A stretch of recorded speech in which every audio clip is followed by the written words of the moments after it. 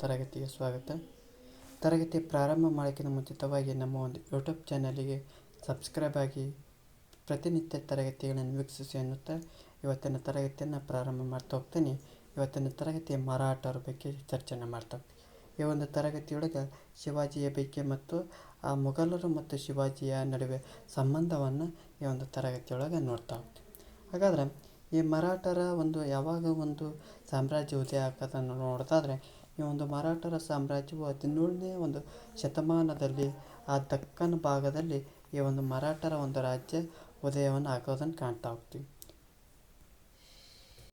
ಜೊತೆಗೆ ಇದು ಒಂದು ಪ್ರಮುಖ ಬೆಳವಣಿಗೆ ಕಾಣ್ತವೆ. ಅಂದರೆ ಇಂದಿನ ಉತ್ತರ ಭಾಗದಲ್ಲಿ ವಿಸ್ತರಿಸೋದನ್ನು ಕಾಣ್ತವೆ. ಅಂದರೆ 17ನೇ ಶತಮಾನದಲ್ಲಿ ಆ ಮಹಾರಾಷ್ಟ್ರವು ಆ ಅಹಮದ್ ನಗರದ ನಿಜಾಂಶಾಹಿ ಮತ್ತು ವಿಜಾಪುರದ ಆದಿಲ್ಶಾಹಿಗಳ ಒಂದು ಅಧೀನದಲ್ಲಿರೋದನ್ನು ಕಾಣ್ತಾ ಹೋಗ್ತೀವಿ. ಅಂದ್ರೆ ಆ ಮಹಾರಾಷ್ಟ್ರ ರಾಜ್ಯವು ಅಹಮದ್ ನಗರದ ಒಂದು ನಿಜಾಂಶಾಹಿ, ಬಿಜಾಪುರದ ಒಂದು ಆದಿಲ್ಶಾಹಿಗಳ ಒಂದು ಅಧೀನದಲ್ಲಿ ಕಾಣ್ತಾ ಹೋಗ್ತೀವಿ.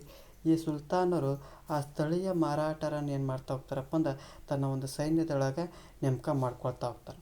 ಅದರಲ್ಲಿ ದೇಶಪಾಂಡೆ ಮತ್ತು ದೇಶಮುಖರು ಆ ಕಂದಾಯದ ಒಂದು ಸಂಗ್ರಾಹಕರಾಗಿರೋದನ್ನು ಕಾಣ್ತಾ ಹೋಗ್ತೀವಿ. ಎಲ್ಲಿ ಈ ಒಂದು ನಿಜಾಂಶಾಹಿ ಮತ್ತು ಆದಿಲ್ಶಾಹಿಗಳ ಒಂದು ಅಧೀನದೊಳಗೆ ನೋಡ್ತಾ ಹೋಗ್ತೀವಿ.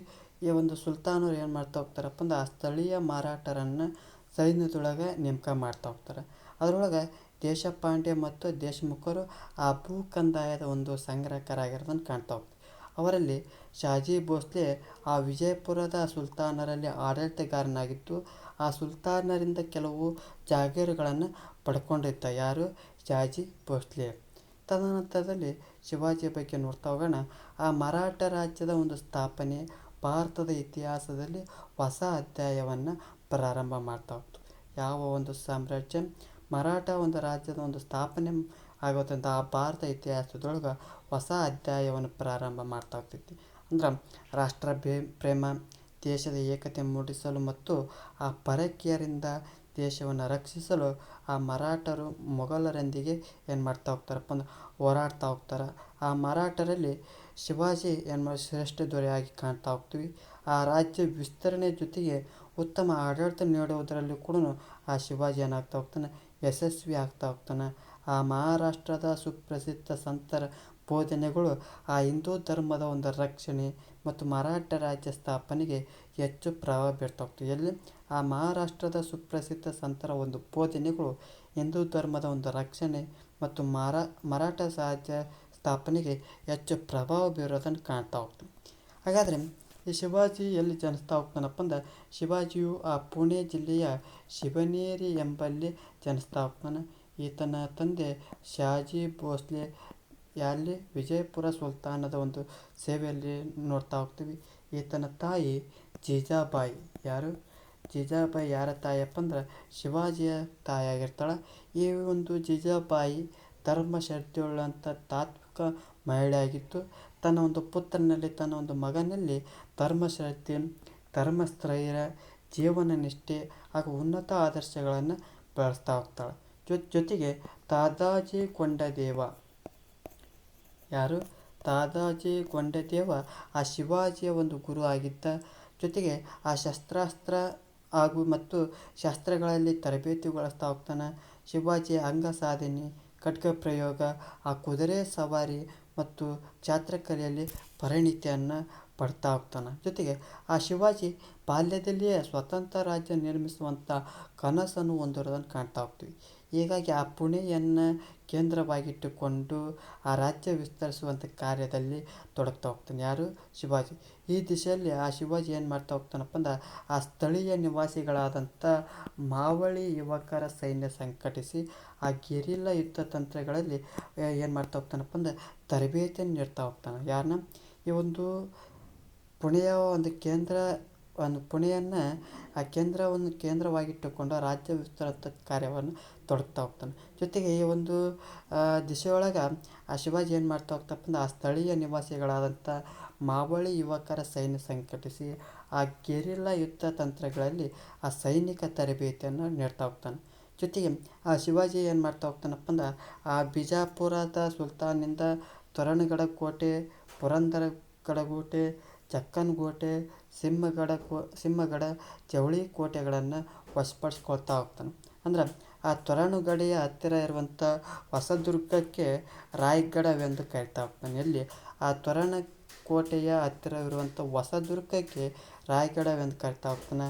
ಆ ಪ್ರತಾಪಗಢ ಎಂಬ ಹೊಸ ಕೋಟೆಯನ್ನು ನಿರ್ಮಾಣ ಮಾಡ್ತಾ ಹೋಗ್ತಾನೆ. ಯಾರು? ಶಿವಾಜಿ. ಈ ಪ್ರತಾಪಗಢ ಎಂಬ ಹೊಸ ಕೋಟೆಯನ್ನು ನಿರ್ಮಾಣ ಮಾಡ್ತಾ ಹೋಗಿ ಈಗ ಶಿವಾಜಿ ಏನು ಮಾಡ್ತಾ ಹೋಗ್ತಾನಪ್ಪ ಅಂದ್ರೆ ಆ ಬಿಜಾಪುರದ ಸುಲ್ತಾನರ ವಿರುದ್ಧ ಹೋರಾಟ ನಡೆಸಿದ್ದರಿಂದ ಆತನ ತಂದೆ ಆದಂಥ ಶಹಾಜಿ ಭೋಸ್ಲೆಯನ್ನು ಏನು ಮಾಡ್ತಾ ಹೋಗ್ತಾರಪ್ಪ ಅಂದ್ರೆ ಬಂಧನವನ್ನು ಮಾಡ್ತಾ ಹೋಗ್ತಾರೆ. ಯಾರು? ಶಹಾಜಿ ಭೋಸ್ಲೆಯನ್ನು ಬಂಧನ ಮಾಡ್ತಾ ಹೋಗ್ತಾರೆ. ಯಾಕಪ್ಪ ಅಂದ್ರೆ ಆ ಶಿವಾಜಿ ಆ ಸುಲ್ತಾನರ ವಿರುದ್ಧ ಹೋರಾಟ ಮಾಡ್ತಾ ಇರ್ತಾನೆ. ಶಹಾಜಿ ಭೋಸ್ಲೆ ಎಲ್ಲಿ ಕೆಲಸ ಮಾಡ್ತಿದ್ದ? ಆ ಸುಲ್ತಾನರ ಸೇವೆಯಲ್ಲೇ ಇರ್ತ. ಹಾಗಾಗಿ ಏನು ಮಾಡ್ತಾ ಹೋಗ್ತಾರೆ, ಈ ಶಹಾಜಿ ಭೋಸ್ಲೆಯನ್ನು ಬಂಧನ ಮಾಡ್ತಾ ಹೋಗ್ತಾರೆ. ಮತ್ತೆ ಹೋರಾಟ ನಡೆಸುವುದಿಲ್ಲ ಎಂಬ ಆಶ್ವಾಸನೆಯ ಮೇರೆಗೆ ಏನು ಮಾಡ್ತಾ ಹೋಗ್ತಾರಪ್ಪ ಅಂದ್ರೆ ಶಹಾಜಿಯನ್ನು ಬಿಡುಗಡೆ ಮಾಡ್ತಾ ಹೋಗ್ತಾರೆ. ಹಾಗಾದರೆ ಇಲ್ಲಿ ನಿಮಗೆ ಒಂದು ಡೌಟ್ ಗೆರಿಲ್ಲಾ ಯುದ್ಧ ಅಂದ್ರೆ ಏನ್ರಿ ಅಂತಂದು ಡೌಟ್ ಗೆರಿಲ್ಲಾ ಯುದ್ಧ ಅಂದ್ರೆ ಏನಪ್ಪ ಅಂದ್ರೆ ಆ ಬೆಟ್ಟ ಗುಡ್ಡ ಕಾಡು ಮೇಡುಗಳಲ್ಲಿ ಅಡಗಿ ಕುಳಿತುಕೊಂಡು ಒಮ್ಮೆಲೆ ಆ ಶತ್ರುಗಳ ಮೇಲೆ ದಾಳಿ ಮಾಡುವಂಥ ಯುದ್ಧ ಕಲೆ ಅಂತ ಕರಿತಾ ಹೋಗ್ತಾರೆ. ನೀವು ಫಿಲಮ್ನೊಳಗೆ ನೋಡ್ತಾ ಆ ಒಂದು ಅರಣ್ಯ ಪ್ರದೇಶದೊಳಗೆ ಯಾರಾದರೂ ಒಮ್ಮೆದೊಮ್ಮೆಗೆ ಅಟ್ಯಾಕ್ ಮಾಡ್ತಾ ಇರ್ತಾರೆ, ಮರಗಳ ಮೇಲೆ ಹತ್ತಿಳೋದು ಹಿಂಗೆ. ಅಂದರೆ ಬೆಟ್ಟ ಗುಡ್ಡ ಗಾಡು ಮೇಡುಗಳಲ್ಲಿ ಅವಿತು ಕುಳಿತುಕೊಂಡು ಆ ಒಮ್ಮೆದೊಮ್ಮೆದೇ ಏನು ಮಾಡ್ತಾ ಹೋಗ್ತಾರೆ, ಆ ಶತ್ರುಗಳ ಮೇಲೆ ದಾಳಿ ಮಾಡೋದನ್ನು ಏನಂತ ಕರಿತಾವಪ್ಪ ಅಂದರೆ ಗೆರಿಲ್ಲಾ ಯುದ್ಧ ಅಂತಂದು ಕರಿತಾ ಹೋಗ್ತೀವಿ. ಹಾಗಾದರೆ ಈ ಶಿವಾಜಿ ಮತ್ತು ಮೊಘಲರ ಒಂದು ಸಂಬಂಧ ನೋಡೋದಾದ್ರೆ, ಈ ಶಿವಾಜಿ ಅನೇಕ ವರ್ಷಗಳ ಕಾಲ ಏನು ಮಾಡ್ತಾ ಹೋಗ್ತಾರಪ್ಪ ಅಂದ್ರೆ ಆ ಮೊಘಲ ದೊರೆಯಾದಂಥ ಔರಂಗಜೇಬನೊಂದಿಗೆ ಹೋರಾಟವನ್ನು ನಡೆಸ್ತಾ ಹೋಗ್ತಾನೆ. ಅಂದ್ರೆ ಆ ದಕ್ಷಿಣ ಭಾರತದೊಳಗೆ ಶಿಯಾ ರಾಜ್ಯಗಳನ್ನು ಸೋಲಿಸೋದರ ಜೊತೆಗೆ ಆ ಮರಾಠ ರಾಜ್ಯವನ್ನು ಸಂಪೂರ್ಣವಾಗಿ ಸೋಲಿಸಬೇಕೆಂಬ ಔರಂಗಜೇಬ ನಿಶ್ಚಯ ಮಾಡಿದ್ದ. ಅನ್ನೋದು ದಕ್ಷಿಣ ಭಾರತದಲ್ಲಿ ಆ ಶಿಯಾ ರಾಜ್ಯಗಳು ಅಂದರೆ ಸುನ್ನಿ ಶಿಯಾ ಅಂತ ಬರ್ತಾ ಹೋಗ್ತಾವಲ್ಲ, ಆ ಇಸ್ಲಾಂ ಧರ್ಮದ 2 ಪಂಗಡಗಳವು. ಆ ಶಿಯಾ ರಾಜ್ಯಗಳನ್ನು ಸೋಲಿಸೋದ್ರ ಜೊತೆಗೆ ಆ ಮರಾಠ ರಾಜ್ಯವನ್ನು ಏನು ಮಾಡ್ತಾ ಹೋಗ್ಬೇಕು, ಸಂಪೂರ್ಣವಾಗಿ ಸೋಲಿಸಬೇಕೆಂದು ಔರಂಗಜೇಬನು ನಿಶ್ಚಯ ಮಾಡ್ತಾ ಹೋಗ್ತಾನೆ. ಇದಕ್ಕಾಗಿ ಶಾಹಿದ್ ಖಾನ್ ಜೈಸಿಂಗ್ ನೇಮಕ ಮಾಡ್ತಾ ಹೋಗ್ತಾನೆ. ಜೈಸಿಂಗ್ ಏನಪ್ಪ ಅಂದರೆ ಈ ಶಿವಾಜಿಯನ್ನು ಸೋಲಿಸಿ ಆ ಪುರಂದರದಲ್ಲಿ ಒಪ್ಪಂದ ಮಾಡ್ತಾ ಹೋಗ್ತಾನೆ. ಅಂದರೆ ಈ ಒಂದು ಮರಾಠರನ್ನು ಸೋಲಿಸೋಕ್ಕಾಗಿ ಏನು ಮಾಡ್ತಾ ಹೋಗ್ತಾನಪ್ಪ ಅಂದ್ರೆ ಔರಂಗಜೇಬ ಶಾಹಿದ್ ಖಾನ್ ಜೈಸಿಂಗರನ್ನು ನೇಮಕ ಮಾಡ್ತಾ ಹೋಗ್ತಾನೆ. ಈ ಜೈಸಿಂಗ್ ಏನು ಮಾಡ್ತಾ ಹೋಗ್ತಾನಪ್ಪ ಅಂದ್ರೆ ಶಿವಾಜಿಯನ್ನು ಸೋಲಿಸಿ ಆ ಪುರಂದರದಲ್ಲಿ ಅಂದರೆ ಪುರಂದರಗಡ ಒಪ್ಪಂದದೊಳಗೆ ಒಪ್ಪಂದ ಮಾಡ್ಕೊಳ್ತಾ ಹೋಗ್ತಾನೆ.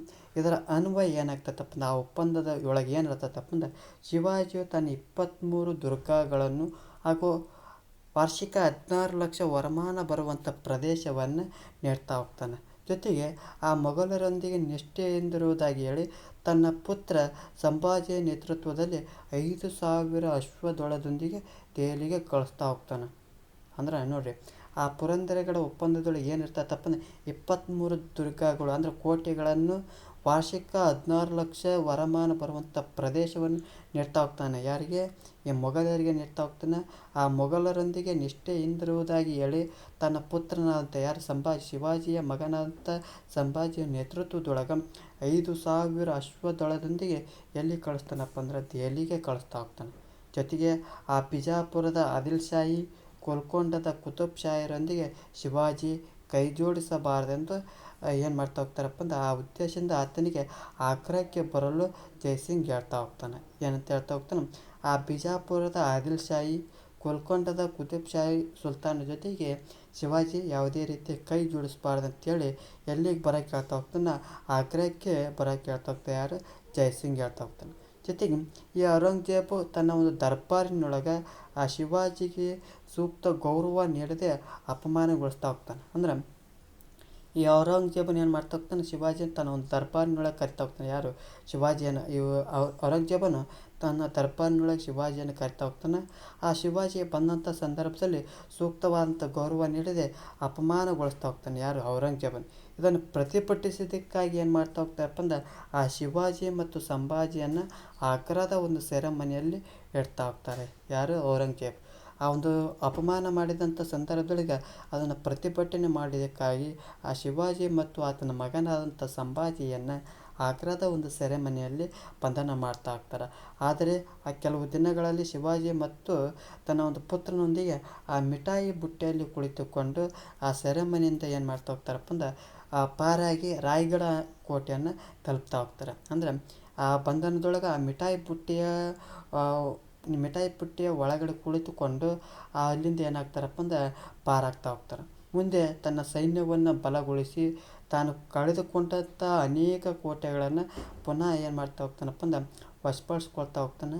ಆ ಶಿವಾಜಿಯ ಆ ಮೊಘಲರ ಪ್ರದೇಶಗಳಿಂದ ಚೌತ್ ಅಂದ್ರೆ 4ನೇ ಒಂದು ಭಾಗ ಮತ್ತು ತನ್ನ ರಾಜ್ಯದೊಳಗೆ ಸರ್ದೇಶಮುಖಿ ಭೂಖಂಡ ಎದ ಅಂದ್ರೆ 10ನೇ ಒಂದು ಭಾಗವನ್ನು ಸಂಗ್ರಹವನ್ನು ಮಾಡ್ತಾ ಹೋಗ್ತದೆ.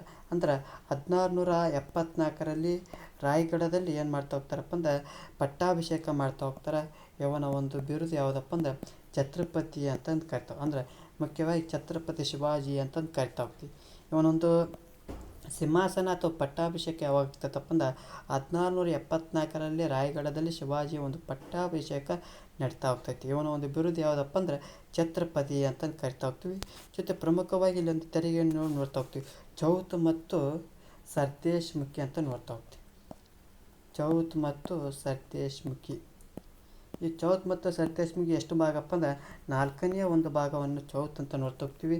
ಆ ಮೊಘಲರ ಪ್ರದೇಶಗಳಿಂದ ಚೌತ್ ಎಂಬ ಒಂದು ತೆರಿಗೆಯನ್ನು ಸಂಗ್ರಹಣೆ ಮಾಡ್ತಾ ಹೋಗ್ತಾ ತನ್ನ ರಾಜ್ಯದೊಳಗೆ 10ನೇ ಒಂದು ಭಾಗದಷ್ಟು ತೆರಿಗೆಯನ್ನು ವಸೂಲಿ ಮಾಡ್ತಾ ಹೋಗ್ತಿದ್ದ ಯಾರು ಶಿವಾಜಿ. ಚೌತ್ ಅಂದ್ರೆ ಆ ಮೊಘಲರ ಪ್ರದೇಶಗಳಿಂದ 4ನೇ ಒಂದು ಭಾಗವನ್ನು ಚೌತ್ ತೆರಿಗೆ ತನ್ನ ರಾಜ್ಯದೊಳಗೆ ಸರ್ದೇಶಮುಖಿ 10ನೇ ಒಂದು ಭಾಗವನ್ನು ತೆರಿಗೆಯನ್ನು ಸಂಗ್ರಹಣೆಯನ್ನು ಮಾಡ್ತಾ ಹೋಗ್ತೀವಿ. ಇದು ಶಿವಾಜಿ ಮತ್ತು ಮೊಘಲರೊಂದಿಗಿನ ಸಂಬಂಧವನ್ನು ನೋಡ್ತಾ ಹೋದ್ವಿ. ಈ ಒಂದು ತರಗತಿ ಎಷ್ಟಾದರೂ ನಮ್ಮ ಒಂದು ಯೂಟ್ಯೂಬ್ ಚಾನಲಿಗೆ ಸಬ್ಸ್ಕ್ರೈಬ್ ಆಗಿ ಪ್ರತಿನಿತ್ಯ ತರಗತಿಗಳನ್ನು ವೀಕ್ಷಿಸಿ ಅನ್ನುತ್ತಾ ಈ ಒಂದು ತರಗತಿ ಎಷ್ಟಾದರೂ ಲೈಕ್ ಮಾಡಿ, ಇಲ್ಲದಿದ್ದರೆ ಡಿಸ್ಲೈಕ್ ಮಾಡಿ. ಏನಾದರೂ ದೋಷಗಳು ಮತ್ತು ನಿಮ್ಮೊಂದು ಅಭಿಪ್ರಾಯಗಳನ್ನು ಕಮೆಂಟ್ ಬಾಕ್ಸ್ನ ಮೂಲಕ ತಿಳಿಸಿ ಅನ್ನುತ್ತಾ ಈ ಒಂದು ತರಗತಿ ಎಷ್ಟಾದರೂ ಲೈಕ್ ಮಾಡಿ, ಇಲ್ಲದಿದ್ದರೆ ಡಿಸ್ಲೈಕ್ ಮಾಡಿ.